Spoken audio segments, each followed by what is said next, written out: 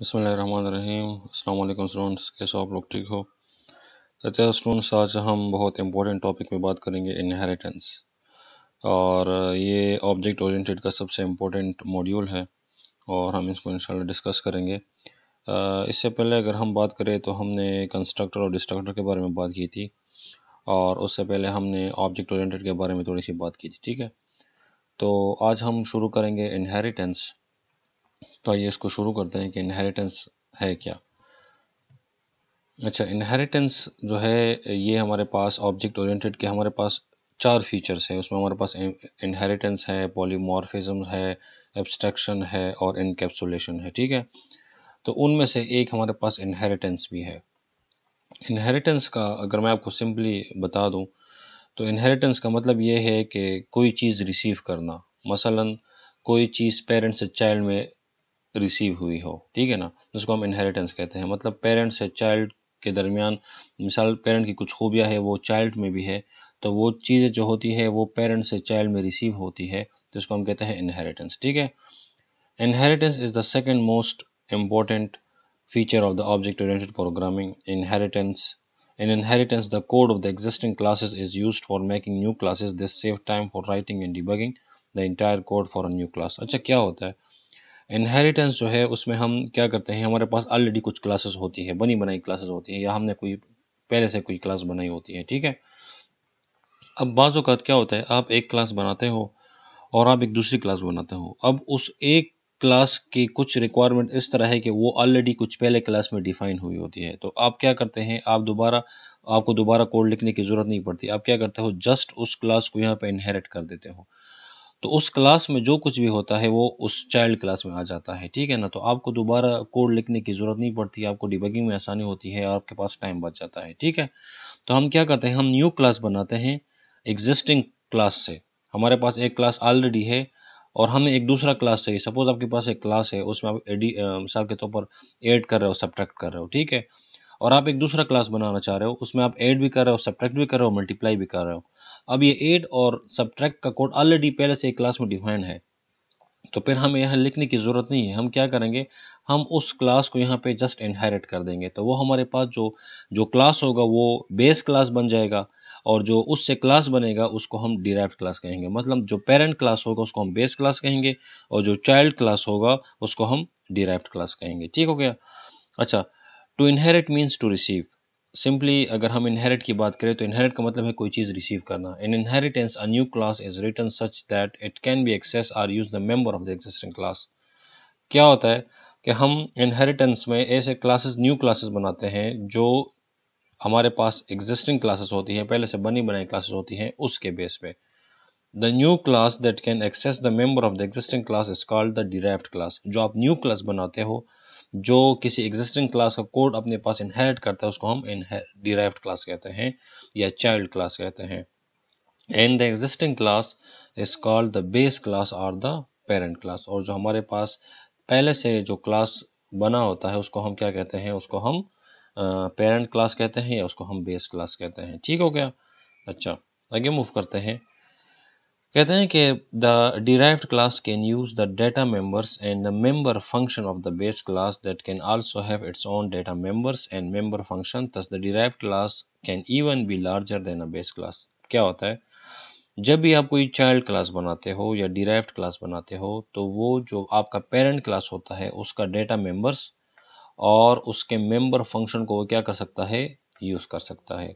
और उस derived class के अपने भी कुछ डेटा मेंबर और मेंबर फंक्शन हो सकते हैं। तो इट मीन्स कि आपके पास जो डिराइव्ड क्लास होगा वो बेस क्लास से लार्जर होगा। अगर हम रियल टाइम एग्जांपल ले लें, सपोज हम पेरेंट और चाइल्ड की मिसाल ले लें ह्यूमन में, तो क्या होता है, जो पेरेंट होता है उसकी कुछ खुसूसियात या खूबियाँ जो होती हैं वो उसके चाइल्ड में भी होती है। ठीक है, मिसाल के तौर पर उसका जो पेरेंट है वो मिसाल के तौर पर रहमदिल है, या मिसाल के तौर पर वो सच बोलता है, या मिसाल के तौर पर उसमें कोई ऐसी खूबी है और वो चाइल्ड में भी है। ठीक है, तो ये तो हो गया इनहेरिटेंस। लेकिन चाइल्ड की अपनी भी कुछ खूबियाँ होती हैं। मसलन वो इंटेलिजेंट होगा, अपने अब्बू से मे बी उससे ज़्यादा इंटेलिजेंट हो सकता है। ठीक हो गया, या वो उससे मिसाल के तौर पर किसी काम में हार्ड वर्कर हो सकता है, तो ये उसकी अपनी खूबियाँ होती है। ठीक है, तो इसी तरह हमारे पास प्रोग्रामिंग में भी ये होता है कि हमारे पास एक क्लास होता है, जिस तरह मैंने आपसे बात की पहले कि सपोज आपके पास एक क्लास, उसमें आप ऐड कर रहे हो और सब्ट्रैक्ट कर रहे हो, दो फंक्शन है उसमें, और आप एक दूसरा क्लास बनाना चाह रहे हो, उसमें आप ऐड भी कर रहे हो, सब्ट्रैक्ट भी कर रहे हो और मल्टीप्लाई भी कर रहे हो।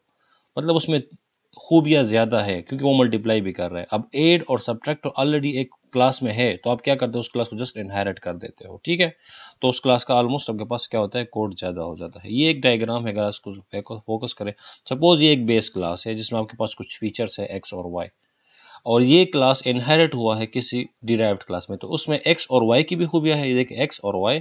ठीक है, और उसकी अपनी भी एक खूबी है ए। समझ आ गई? तो क्या होता है, अमूमन आपके पास जो डिराइव्ड क्लास होते हैं वो लार्जर होते हैं किससे, बेस क्लास से, क्योंकि उसमें बेस क्लास का भी डेटा होता है और उसका अपना भी डेटा होता है। ठीक हो गया? अच्छा, अब हम किस तरह चाइल्ड क्लास बनाएंगे या डिराइव्ड क्लास बनाने का तरीका क्या है? तरीका इसका सिंपली है, आप क्या करोगे, आप क्लास का नाम लिखोगे जो भी आप डिराइव्ड क्लास बनाओगे, और आप बेस क्लास, जो उसका बेस क्लास होगा, उसका पेरेंट क्लास होगा, उसका नाम दोगे। मिसाल के तौर पर ये क्लास बी हो सकता है आपके पास, और ये किसी क्लास ए को इनहेरिट करेगा, तो उस क्लास ए का नाम। और यहाँ पे हम स्पेसिफायर प्रोवाइड करते हैं। स्पेसिफायर का मतलब ये है प्राइवेट, पब्लिक और प्रोटेक्टेड, तो हम नॉर्मली हम यहाँ पे पब्लिक लिखते हैं। ठीक है, और उसके बाद आपकी क्लास की बॉडी शुरू हो जाती है। ठीक है, तो ये इस तरह हम क्या करते हैं, इस तरह ये हमारे पास डिराइव्ड क्लास बन जाता है। ठीक है, तो आइए एक एग्जांपल करते हैं, और ऑलमोस्ट ये एग्जांपल जो है मैंने इस स्लाइड में भी रखा है। ठीक है, अच्छा ये थोड़ा सा एग्जांपल देखें। सपोज ये आपका बेस क्लास है, समझ आ गई? देखें, यहाँ से आपका बेस क्लास शुरू है। ठीक है, इसमें क्या क्या है, इसमें आपके पास ये स्टूडेंट क्लास है, उसमें आपके पास नेम और एड्रेस है और दो फंक्शन है। ठीक हो गया, आपने एक डिराइव्ड क्लास बनाया। डिराइव्ड क्लास का बनाने का तरीका क्या है कि क्लास और डिराइव्ड क्लास का नाम, तो डिराइव्ड क्लास का नाम हमने मार्क्स लिखा, और ये हमारे पास क्लास हो गया। और ये किस क्लास को इनहेरिट करेगा, सपोज ये इस क्लास को इनहेरिट करेगा, तो क्या लिखोगे यहाँ पे आप, पब्लिक। ठीक हो गया, और उसके आगे फिर क्या करोगे, उस क्लास का नाम, मतलब इस क्लास का नाम। तो अब ये जो डिराइव्ड क्लास है, इसकी ये अपनी खूबियाँ है, लेकिन इसमें ये सारी खूबियाँ भी आ चुकी हैं। क्लियर हो गया ना? मतलब ये जो डिराइव्ड क्लास है, इसमें आपके पास S1, S2, S3 और टोटल और इनपुट मार्क्स और आउटपुट मार्क्स में ये भी है, और उसके साथ साथ ये जो वाइड इनपुट और वाइड आउटपुट और इसके अलावा करेक्टर नेम और एड्रेस, ये भी इसके क्या होगी है, ये भी इसमें इनहेरिट हो चुका है। समझ आ गया? तो हम क्या करते हैं, हम इसी तरह किसी बेस क्लास को इनहेरिट करते हैं किसी डिराइव्ड क्लास में। उसका तरीका क्या है, उसका सेम यही तरीका है, क्लास, फिर क्लास का नाम, जो चाइल्ड क्लास होगा उसका नाम, उसके बाद पेरेंट क्लास का नाम। तो पेरेंट क्लास का नाम के पास स्टूडेंट है, और ये आपके पास स्पेसिफायर होते हैं, तो आप पब्लिक उसको बता दोगे। ठीक है, अच्छा ये एक एग्जांपल है, और इस एग्जांपल को हम यहाँ पे एग्जीक्यूट करेंगे। तो हम आते हैं अपने प्रोग्राम की तरफ, और यहाँ पे हम क्या करते हैं, एक क्लास बनाते हैं। ठीक हो गया, तो हम क्या बनाते हैं, एक क्लास बनाते हैं, और क्लास का नाम हम रखते हैं स्टूडेंट। ठीक हो गया, ये आपका क्या बन गया, आपका क्लास बन गया। ठीक है, इसमें आप क्या करते हो, इसमें सपोज हम क्या करते हैं, प्राइवेट हमारे पास कुछ डेटा मेंबर्स होते हैं, उसको हम लेते हैं। ठीक हो गया, तो ये आपके प्राइवेट डेटा मेंबर्स में हम कहते हैं कि हमारे पास करेक्टर टाइप का नेम होगा, और वो नेम का जो लेंथ होगा मैक्सिमम, वो हम कहते हैं कि हमारे पास 10 होगा। ठीक है, उसका हमने लेना, और उसके साथ हम कहते हैं कि हमारे पास एक एड्रेस का भी होना चाहिए, ताकि उसमें हम एड्रेस स्टोर करें, और एड्रेस का हम लेंथ रखते हैं 15। ठीक हो गया, तो ये हमारे पास डेटा मेंबर्स बन गए। ये हमारे पास पेरेंट क्लास की बात हो रही है, यहाँ पे हम पेरेंट क्लास बना रहे हैं। ठीक है, अच्छा उसके बाद हम क्या करते हैं, कुछ फंक्शन बनाते हैं। तो फंक्शन हमारे पास पब्लिक होते हैं। ठीक है, और हम फंक्शन का नाम रखते हैं वाइड इनपुट, ये हमारे पास फंक्शन का नाम हो गया। ठीक हो गया, और इसके थ्रू हम क्या करेंगे, हम इस नेम और इसको वैल्यू पास करेंगे। तो हम यूज़र से कहेंगे कि सी आउट करें आप। ठीक हो गया, सॉरी, सी आउट करें, sorry, your name, inter name हम कह देते हैं। ठीक हो गया, तो वो क्या करेगा, सी आउट करेगा, और हम इसको सी इन कर देंगे। कहाँ पे, हम इसको नेम में सी इन कर देंगे। ठीक है, ये आपका हो गया नेम के लिए। इसको हम कॉपी करते हैं, और इसको हम यहाँ पे पेस्ट कर देते हैं। यहाँ पे हम लिखते हैं इंटर एड्रेस,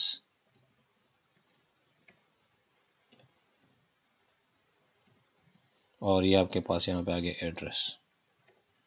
ठीक हो गया। तो ये आपका क्या हो गया, आपका एक क्लास बन गया। ठीक है, इस क्लास में हम क्या कर रहे हैं, जस्ट अच्छा ये तो आपका सिंपल क्लास बन गया। अब हम एक दूसरा क्लास बनाना चाह रहे हैं। ठीक है, और उस क्लास में हमें इस नेम की भी ज़रूरत है और एड्रेस भी हमें चाहिए। ठीक है, तो अब ज़रूरी नहीं है कि हम क्या करें, हम इसको चलो एक यहाँ पे हम ये तो हमने यहाँ से यूज़र से डेटा ले लिया, हम यहाँ पे क्या करते हैं, इसको सी आउट भी करते हैं। तो उसके लिए हम एक और फंक्शन बनाते हैं, वाइड आउटपुट का नाम देते हैं। ठीक है, और ये हमें क्या आउटपुट करेगा, ये हमें ये नेम शो करेगा। तो हम कहेंगे सी आउट योर नेम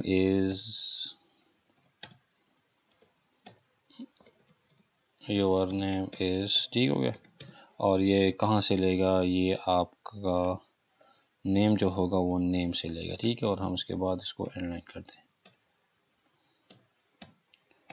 ठीक हो गया, तो हमारे पास इस तरह आपके पास ये नेम भी डिस्प्ले हो जाएंगे। ठीक है, अच्छा पहले मैं इसको ज़रा रन कर देता हूँ ताकि आपके लिए थोड़ा सी योर एड्रेसेस। ठीक है, अच्छा अब इसको चलाने के लिए हम क्या करेंगे, इसको चलाने के लिए अच्छा एक हमने थोड़ी सी गलती की है। अगर आप इसको देखें तो हमने ये क्लास मेन के अंदर ही बनाया है। ठीक है, तो यहाँ से हम इसको कंट्रोल एक्स करके इसको मेन से ऊपर कर देंगे, कंट्रोल वी के तरफ। ठीक है, ये हमारे पास से क्लास बन गया। अब हम अगर इस क्लास का हम ऑब्जेक्ट बनाए तो हम क्या कहेंगे, क्लास का नाम क्या हमारे पास स्टूडेंट, तो हम लिखेंगे स्टूडेंट STUDENT स्टूडेंट, और उसका नाम हमने रख दिया क्या, ऑब्जेक्ट। ठीक है, अच्छा स्टूडेंट, और उसके बाद हम क्या करेंगे, ऑब्जेक्ट डॉट इनपुट, और फिर हम कहेंगे ऑब्जेक्ट डॉट आउटपुट। ठीक हो गया, इसको रन करते हैं, क्या होता है इसमें हमारे पास, इसको हम सिंपली यहाँ से रन करते हैं और हमें थोड़ा सा एरर मिल गया है, इंक्लूड का स्पेलिंग गलत है। सो उसको ठीक कर देते हैं, इसको दोबारा रन करते हैं। ठीक है, अब देखें योर नेम इज़, मिसाल के तौर पर मैं यहाँ पे लिखता हूँ अली, और योर एड्रेस इज़ पेशावर। तो देखें your name is Ali and your address is Peshawar. ठीक हो गया, अच्छा ये तो हमारे पास हो गया। अच्छा अब हमें एक और, अगर हमें कहते हैं कि हमें इस अली का और इस अली का हमें मज़ीद इन्फॉर्मेशन चाहिए, उसमें हम कुछ उसके सब्जेक्ट का डेटा रखना चाहते हैं, और उसके लिए हमें एक और क्लास की ज़रूरत पड़ेगी। ठीक है, मतलब हमारे पास एक और क्लास है, तो उसमें हमें अली के नेम की ज़रूरत पड़ती है। ठीक है, तो हम क्या करेंगे, हम दोबारा ये सारा कोड उसमें नहीं लिखेंगे, हम जस्ट क्या करेंगे, इसको इनहेरिट कर देंगे। कैसे इनहेरिट करेंगे, आइए देखते हैं। ठीक है, इनहेरिट का मतलब ये है कि हमारे पास सपोज़ हम एक दूसरा क्लास बनाएंगे मार्क्स के नाम से, और उस मार्क्स में हमें इस जो स्टूडेंट क्लास होगा इसका डेटा की ज़रूरत पड़ती है, क्योंकि इसमें हमें स्टूडेंट का नाम वगैरह इसकी ज़रूरत पड़ती है। तो हमने क्या किया, हमने इस कोड को दोबारा नहीं लिखा, हमने जस्ट उसको इनहेरिट कर दिया। अब ये जो क्लास हमने बनाया है मार्क्स, इसमें ऑटोमेटिकली सारा कोड इसमें ऑटोमेटिकली आ गया, तो हमें दोबारा काम उसको लिखने की ज़रूरत नहीं है। ठीक है, तो इसको हम कहते हैं इनहेरिटेंस। अब इस क्लास में हम सपोज हम कुछ और डेटा हम रखते हैं, हम यहाँ पे कहते हैं कि हमारे पास प्राइवेट इसमें कुछ मेंबर होंगे। ठीक हो गया, और उस प्राइवेट मेंबर में हमारे पास इंट S1 और S2 का कुछ डेटा रख देंगे। ठीक है, और उसके साथ हम एक टोटल का भी ले लेंगे, TOT का ले लेंगे। ठीक है, ये हमारे पास टोटल हो गया। उसके बाद हम कुछ फंक्शन बनाएंगे, और फंक्शन हमारे पास क्या होंगे, पब्लिक होंगे। ठीक है, और उसमें हमारे पास हम कहेंगे कि हमारे पास जो फंक्शन का नाम होगा वो होगा इनपुट मार्क्स।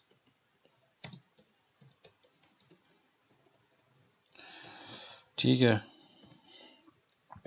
इनपुट मार्क्स हो गया, और इसमें हम क्या करेंगे, ये जो मार्क्स होंगे इसको इंटर करेंगे, और हम कहेंगे यूज़र से कि सी आउट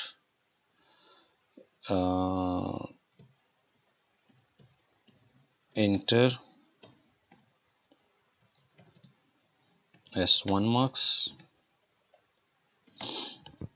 और वो हमारे पास इन हो जाएंगे किस में, S1 में। ठीक है, इसी तरह हम इसको कॉपी करके इसको पेस्ट कर देंगे, तो यहाँ पे हम कह देंगे इसको S2, और ये हमारे पास S2, और उसके बाद TOT equal to S1 plus S2 हो जाएगा। ठीक है, डेटा आपने इंटर कर दिया।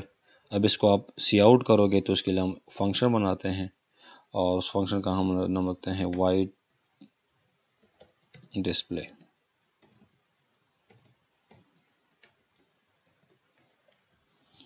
ठीक है, और उसमें हम क्या करेंगे, इसमें हम ये तीनों को डिस्प्ले करेंगे। तो हम कहेंगे सी आउट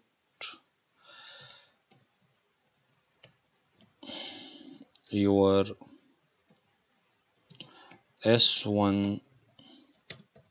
मार्क्स इज, जो भी होंगे वो कहाँ से लेंगे, S1 से, और उसके बाद इसको हम इनलाइन कर देंगे। ठीक हो गया, इसको भी कॉपी करते हैं और उसको यहाँ पे पेस्ट करते हैं और एक बार पेस्ट करते हैं। तो your S1 marks, your S2 marks,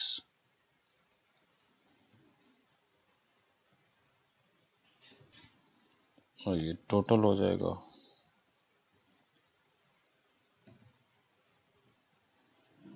ठीक हो गया।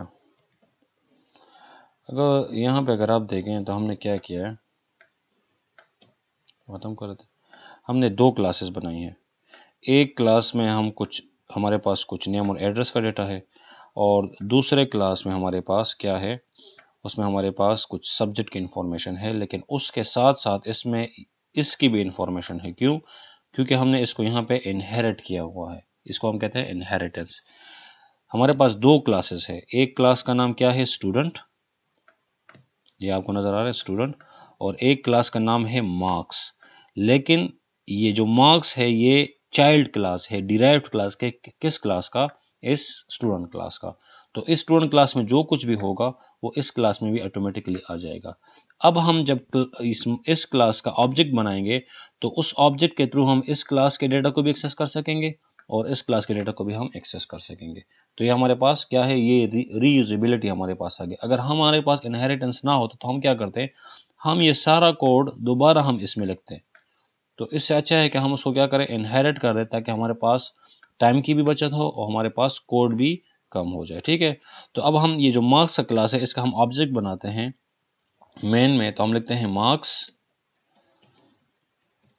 और उसका हम नाम रखते हैं ऑब्जेक्ट।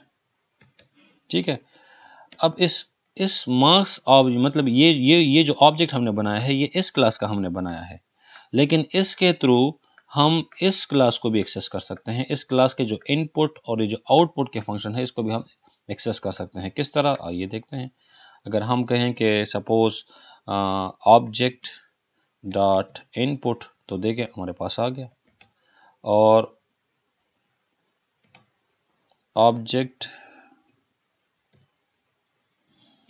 डॉट आउटपुट, तो देखें हमारे पास आ गया। अब हम ज़रा इसको एग्जीक्यूट करते हैं पहले।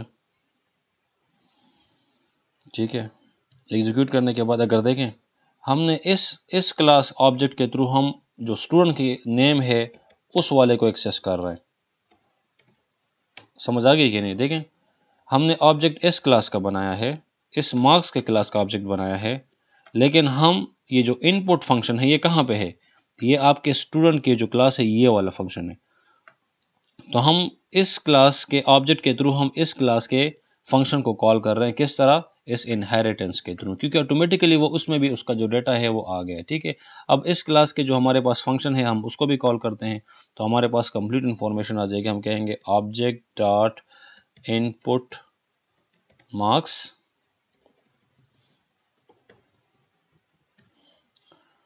देखिए इनपुट मार्क्स और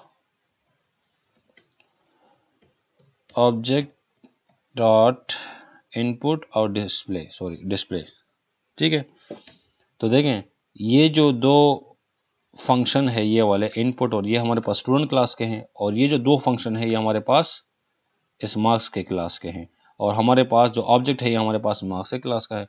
तो हमारे पास ये देखें सारी की सारी इंफॉर्मेशन हमारे पास यहाँ पे अब डिस्प्ले हो जाएगी। देखें, नाम अली, एड्रेस पेशावर, और your name is Ali, your name is Peshawar, और फिर कहते हैं इंटर S1 मार्क्स। तो हम S1 मार्क्स हम कहते हैं इसके 9-10 मार्क्स हैं, इंटर S2 मार्क्स हम कहते हैं इसके 30 मार्क्स हैं।